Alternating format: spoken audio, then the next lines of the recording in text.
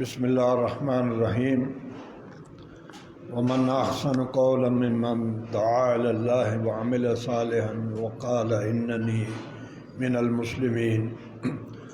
صدق اللہ العظیم۔ محترم راجہ خالد صاحب،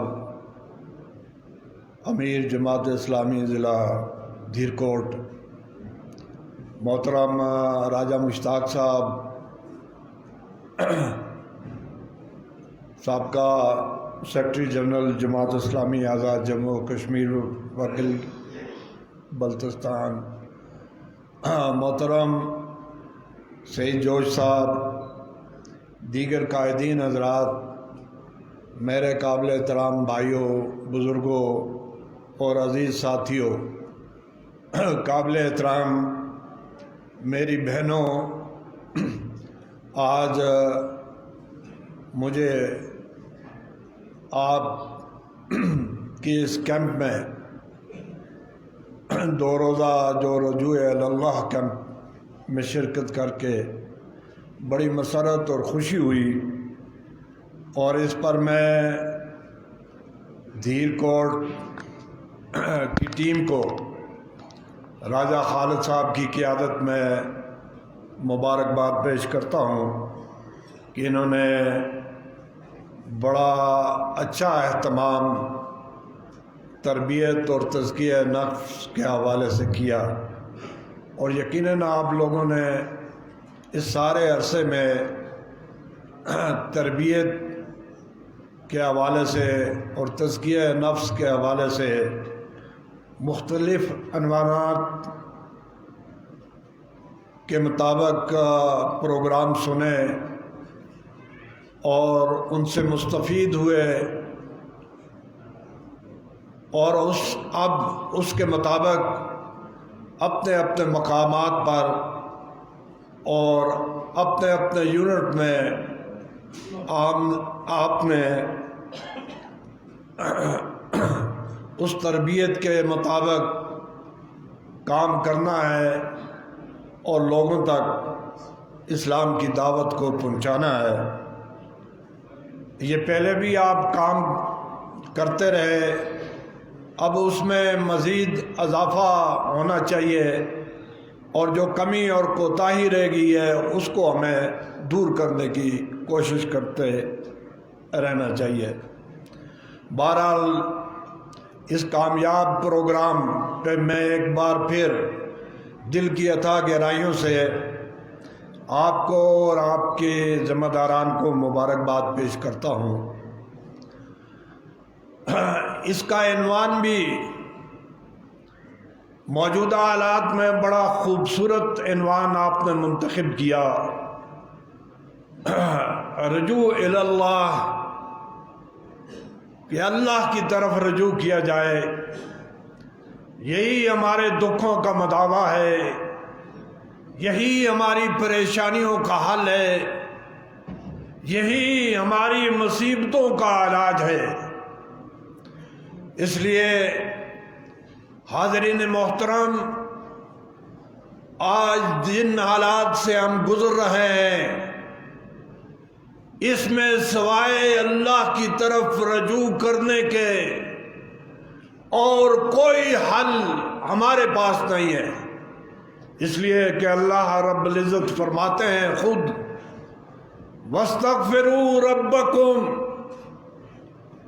ثُمَّ تُوبُوا إِلَيْهِ إِنَّ رَبِّي رَحِيمٌ وَدُودٌ۔ اور دیکھو، مجھ سے معافی مانگو، پلٹ آؤ میری طرف، بے شک تمہارا رب بڑا مہربان اور اپنے بندوں سے محبت کرنے والا ہے۔ حاضرین محترم، یہی ہمارا پیغام ہے پوری انسانیت کے لیے،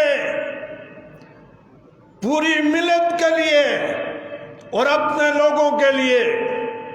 کہ اللہ رب العزت کا دامن تھام لیجئے،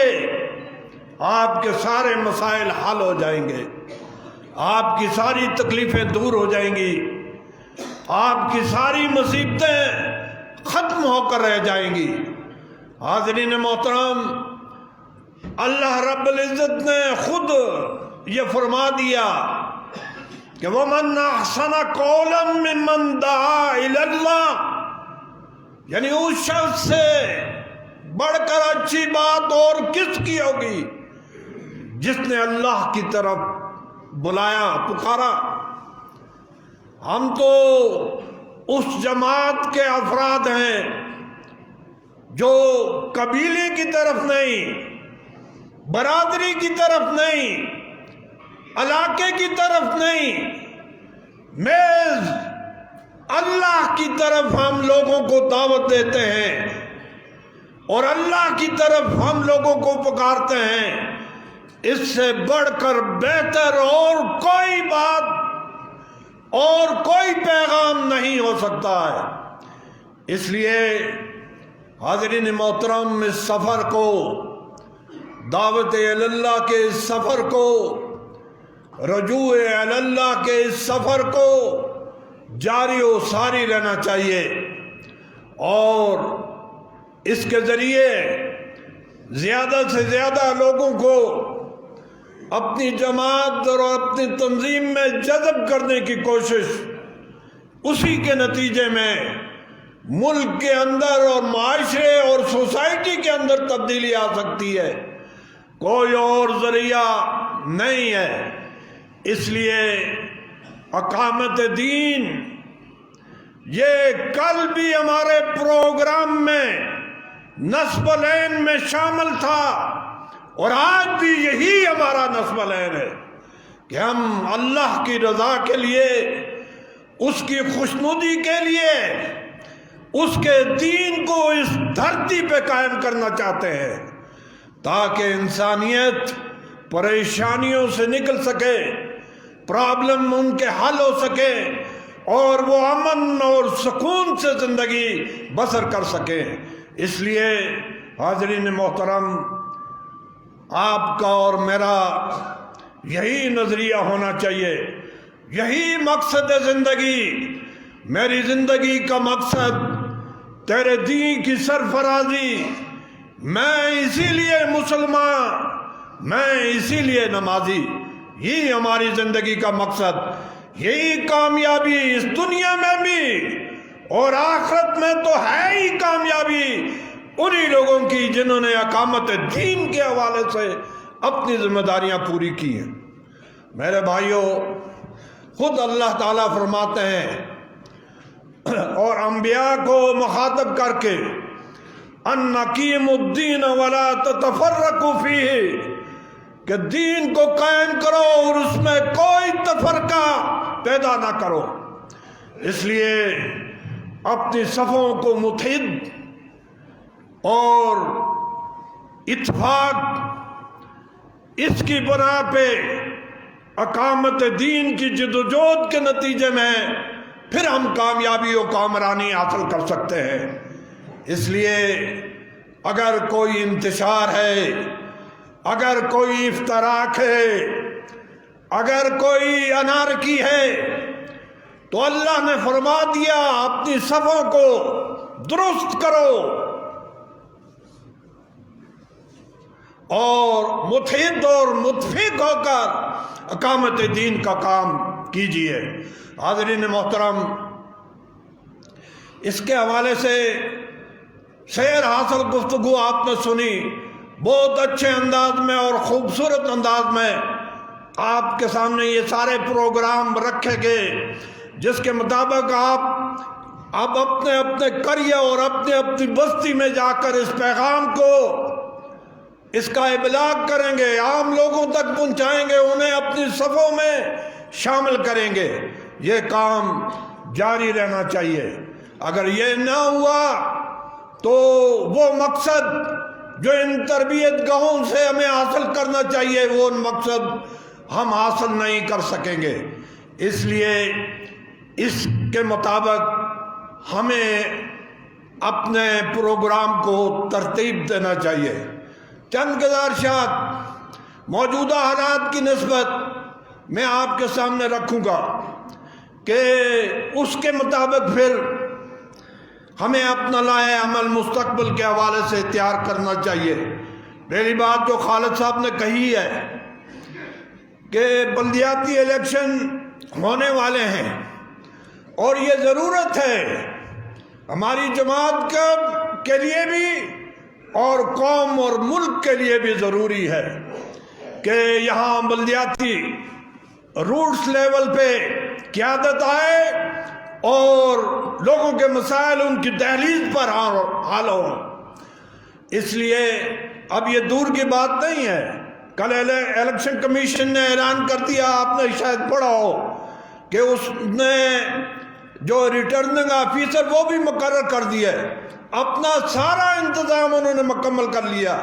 پیچھے ہماری ملاقات ہوئی، انہوں نے کہا اگست میں ہم بلدیاتی الیکشن کر لیں گے، ستمبر اکتوبر کی بات نہیں ہے، اگست میں ہم سپریم کورٹ کا آرڈر ان کے پاس، انہوں نے کہا ہم اس کی اطاعت کریں گے،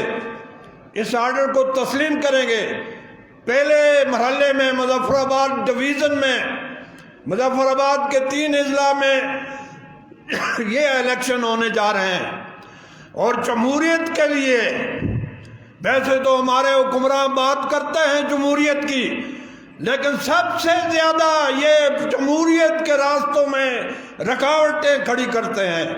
موروثی سیاست اسی کا حصہ ہے۔ اور جو ہے وہ جمہوریت خود ان کی صفوں میں موجود نہیں ہے۔ اگر کسی جماعت میں ہے، سب نے، پوری دنیا نے اس کو تسلیم کیا ہے، وہ صرف جماعت اسلامی ہے، جہاں موروثیت نہیں ہے، جہاں میرٹ ہے اور جہاں جو ہے وہ جمہوری اقدار کی پاسداری کی جاتی ہے۔ بہرحال آپ دیکھیں کہ اسی قیادت سے جو ہے وہ ملک کو اور قوم کو قیادت ملتی ہے۔ ایران کا صدر نژاد احمد یہ تہران کا میئر تھا، یہ طیب اردگان یہ استنبول کا میئر تھا۔ یورپ کے اندر یہ بلدیاتی الیکشنوں سے قیادتیں آگے بڑھی ہیں، پھر اپنے ملک اور اپنی قوم کی قیادت کی ہے۔ اس لیے یہ معمولی الیکشن نہیں ہے اور ہم نے تبدیلی لانی ہے۔ اس عزم کا اظہار کرنا ہے کہ ہم نے بلدیاتی الیکشن کے ذریعے اپنے ملک کے اندر تبدیلی لانی ہے، اس کے لیے جدوجہد اور کوشش۔ اور یہ بات درست ہے، یہ گھروں میں بیٹھ کر، یہ خانقاہوں کے اندر جو ہے یا اپنی مصروفیات کے اندر رہتے ہوئے یہ تبدیلی نہیں آئے گی۔ اس کے لیے کوشش، بھرپور کوشش، وہ جو کہا گیا وہ قافلہ جو عزم و یقین سے نکلے گا، نشان منزل وہیں سے نکلے گا۔ اس لیے اس کے لیے جدوجہد۔ دیکھیے پاکستان میں ہمارے سامنے مثالیں ہیں، وہ بلوچستان جہاں جماعت کی کوئی بات سنتا نہیں تھا،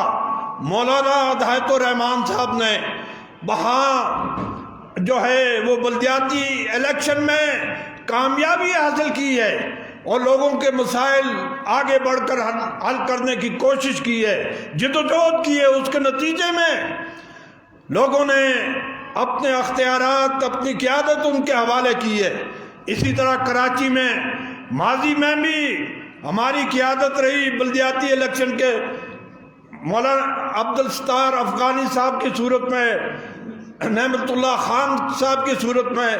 اور اب حافظ نعیم الرحمان صاحب بھی کوشش کر رہے ہیں۔ اللہ تعالیٰ ان کی ان کوششوں کو قبول فرمائے۔ اور ہمیں یہ ہمارے سامنے کے پی کے میں یہ ہمارے سامنے ماڈل ہیں، ان سے ہم مستفید ہوں اور اپنی صفوں کو درست کریں اور ایک ایک گھر، ایک ایک فرد تک پہنچیں۔ اور یہ پیغام جو آج امید کا پیغام ہے، جماعت کا پیغام، جو روشن مستقبل کا پیغام ہے، جماعت کا پیغام، جو کشمیر کی آزادی کا پیغام ہے، جماعت کا پیغام، یہ ایک ایک فرد اور ایک ایک گھر تک پہنچانے کی کوشش کریں۔ اگر ہم اٹھیں، حاضرین محترم، مایوسی کی کوئی بات نہیں ہے۔ یہ حلقہ آزاد کشمیر میں سر فہرست حلقہ ہے، جہاں آپ نے کوششیں کی اور اس کے نتیجے میں سب سے زیادہ ووٹ بینک آپ نے حاصل کیا، اب بھی ہماری آپ سے یہ زیادہ امیدیں ہیں کہ یہاں کا رزلٹ پورے آزاد کشمیر کو متاثر کرے گا آنے والے بلدیاتی الیکشن میں، اس لیے کہ ہمارے پاس لوگوں کو باور کرانے کے حوالے سے بھی بڑا کردار ہے، خدمت کا کردار کسی اور کے پاس نہیں ہے، تعلیم میں کامیابی کسی اور کے پاس نہیں ہے، ریلیف کے حوالے سے کردار، یتامہ کی جو ہے نشو و نما، نگہداشت کسی اور کے پاس یہ کردار نہیں ہے، تحریک آزادی کشمیر کے حوالے سے انمٹ کردار جماعت کا، جس نے اپنے نوجوانوں کو اصلاح میں شہید کروایا، کسی اور کے پاس نہیں ہے۔ یہ اگر ہم اپنے لوگوں تک پہنچائیں، پیغام باور کروائیں کہ اگر آپ اپنے اختیارات ہمارے حوالے کریں گے تو ہم ملک اور قوم کے اندر تبدیلی لا کر آپ کو بتائیں گے۔ جب اختیارات نہیں ہیں تب بھی محدود وسائل میں رہ کر ہم نے کوششیں کی ہیں اور اب نتیجہ لایا، حاصل کیا، اس لیے آپ پورا فوکس کریں اور جو بھی منصوبہ عمل بنے اس کے مطابق آپ اپنے اس پیغام کو، خدمت کے پیغام کو، لوگوں کی بہتری کے پیغام کو اور دیگر جو پروگرامات ہیں وہ آپ لوگوں تک پہنچائے۔ اور حاضرین محترم، موجودہ حالات میں آپ دیکھیے مہنگائی آسمانوں سے باتیں کر رہی ہے، غریب کا جینا مشکل، بہت سارے لوگ پاکستان میں بھی اور ادھر بھی جنہوں نے اپنی جانیں اپنے بچوں کے ساتھ نہروں کے اور دریاؤں کے سپرد کر دی ہیں، ایسی صورتحال ہے۔ آپ دیکھ لیں کہ پٹرول کس میں ہے، گھی کدھر ہے پہنچ گیا ہے، آٹا کہاں ظالموں نے پہنچا دیا ہے، اور زندہ رہنے کے حق سے عام آدمی کو محروم کر دیا۔ اس کا علاج اچھی قیادت، مخلص قیادت، دیانتدار قیادت، وہ قیادت جو جماعت اسلامی کے پاس ہے۔ اس لیے آگے بڑھیے، لوگوں کی اس تشنگی کو دور کیجیے کہ اس استالی ٹولے نے جو ماضی میں برسر اقتدار رہا، جو موجودہ حالات میں برسر اقتدار ہے، ہمارے دکھوں کا مداوع نہیں کر سکتا۔ اگر کرے گا تو اسلامی قیادت، جماعت اسلامی کی قیادت جو ہے وہ کر سکتی ہے۔ آخری میری گزارش یہ ہے، کیونکہ وقت بہت ہو گیا ہے، کہ تحریک آزادی کشمیر کے حوالے سے آپ کی بڑی قربانیاں ہیں، اور اگر کسی کی ہیں تو وہ آپ ہی کی ہے۔ یہ ساری صورتحال ڈاکٹر صاحب نے بھی بات کی ہے، بڑے بڑے لوگ اس راہ میں قربان ہو گئے، اور ہماری بڑی قیادت اس وقت، پوری قیادت مقبوضہ کشمیر کی گزشتہ کئی سالوں سے مودی سرکار کے جیلوں کے اندر بند ہے، جنہیں زندہ رہنے کا بھی حق حاصل نہیں ہے، نہ دوائی، نہ علاج معالجے کی سہولت، نہ ملاقات کی سہولت انہیں میسر ہے۔ مسجدوں کو کشمیر کے اندر تالے لگا دیے گئے، نمازوں پہ پابندی لگا دی گئی، اور اب تو اسلامی تشخص کو، کشمیر کے اسلامی تشخص کو ختم کیا جا رہا ہے۔ ہر اسلامی بلڈنگ کا جو نام تھا اس کو تبدیل کیا جا رہا ہے، ہندوؤں کے نام پہ جو ہے وہ رکھے جا رہے ہیں۔ وہ ماترے کا ترانہ اب سکولوں کے اندر جو ہے وہ گایا جا رہا ہے۔ حاضرین محترم، ہزاروں مکانوں کو ڈائنامیٹ کر دیا گیا، نوجوانوں کو مار دیا گیا، اور بہت سارے نوجوانوں کی آنکھیں پیلٹ گنوں سے ختم کر دی گئی ہے۔ اس میں آپ دائی ہیں، آپ کی قیادت، سید علی گیلانی شہید کے ساتھ کیا اشرف صحرائی شہید کے ساتھ کیا سلوک، ڈیٹیل میں جانے کی ضرورت نہیں، آپ سب سے باتوں سے آگاہ ہیں۔ اور اس میں خاموشی، پاکستان کی حکومت خاموش، پاکستان کی افواج خاموش، کوئی کردار ادا نہیں کر رہے، میں زبانی جمع خرچ ہے۔ باجوہ صاحب کسی اور مشغلے میں لگے ہوئے ہیں، اور کشمیر کی آزادی جو پاکستان کی شارک ہے اس سلسلے میں کوئی کردار ادا نہیں ہو رہا۔ اس لیے ہم نے آزاد کشمیر کو حقیقی معنوں میں آزادی کا بیس کیمپ بنانا، اپنے حکمرانوں کو اس سلسلے میں متوجہ کرنا ہے اور حکومت پاکستان پر پریشر ڈالنا ہے، اور افواج پاکستان کو ان کی ذمہ داریوں سے آگاہ کرنا، یہ ہماری ذمہ داری ہے، اور یہ ہمارے اوپر قرض ہے ان شہداء کا جو مقبوضہ کشمیر کی سرزمین پہ قربان ہو گئے، اپنا لہو نچھاور کر دیا۔ اس لیے تحریک آزادی کشمیر یہ ہمارے مقمع نظر ہونا چاہیے، اور اس میں بنیادی کردار آپ کا ہے، بنیادی رول آپ نے ادا کرنا ہے۔ اس سے ہم خاموش نہیں رہ سکتے۔ کوئی باجوہ رہ جائے تو رہ جائے، کوئی جرنیل خاموش ہو جائے تو ہو سکتا ہے ہم شہداء کے وارث ہیں۔ ہمارے بیٹوں نے، ہمارے بھائیوں نے اپنی جانوں کا نذرانہ آزادی کے حوالے سے پیش کیا ہے، اس لیے اس مقدس خون کو ہم بھول نہیں سکتے۔ حاضرین محترم، اس لیے اس کو ہم نے بیس کیمپ میں اٹھانا ہے اور اپنی ذمہ داریوں کو ادا کرنا ہے۔ مجھے امید ہے کہ اس سلسلے میں دعوت کے حوالے سے بھی ہم نے اپنی ذمہ داری ادا کرنی ہے، آنے والے الیکشن کے حوالے سے بھی ہم نے اپنا کردار ادا کرنا ہے، اور تحریک آزادی کشمیر کے حوالے سے بھی ہم نے اپنی ذمہ داری کو پورا کرنا ہے۔ مجھے امید ہے کہ آپ ساری قیادت یہاں جمع ہے، اور آپ نے تربیت بھی حاصل کی، آراستہ بھی ہوئے، علمی دلائل سے، موجودہ حالات میں اپنی ذمہ داریوں سے ہمیں آگے بڑھ کر اس کردار کو ادا کرنا ہے جو اللہ تعالیٰ کی طرف سے ہم پر عائد ہو چکا ہے۔ آپ اپنی وارڈ کی سطح پہ، اپنی سوسائٹی کی سطح پہ، آپ وہاں کے جرنیل ہیں، وہاں کے قائد ہیں، وہاں کے رہنما ہیں، اور آپ کی رہنمائی میں قوم کو ایک امنگ ملنی چاہیے، امید ملنی چاہیے، اور اس کو ایک رہنمائی ملنی چاہیے آپ کی صورت میں، اور انشاءاللہ آپ اپنا کردار ادا کرتے رہیں گے۔ وہ علامہ اقبال نے کہا تھا، تو نے پوچھی ہے امامت کی حقیقت مجھ سے، حق تجھے میری طرح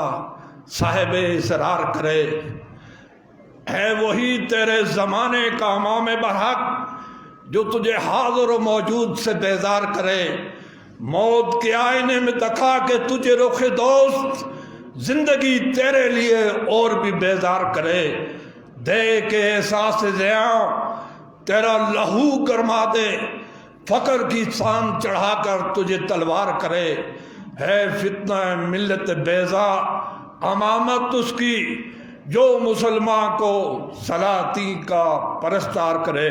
وآخر دعوانا ان الحمدللہ رب العالمین۔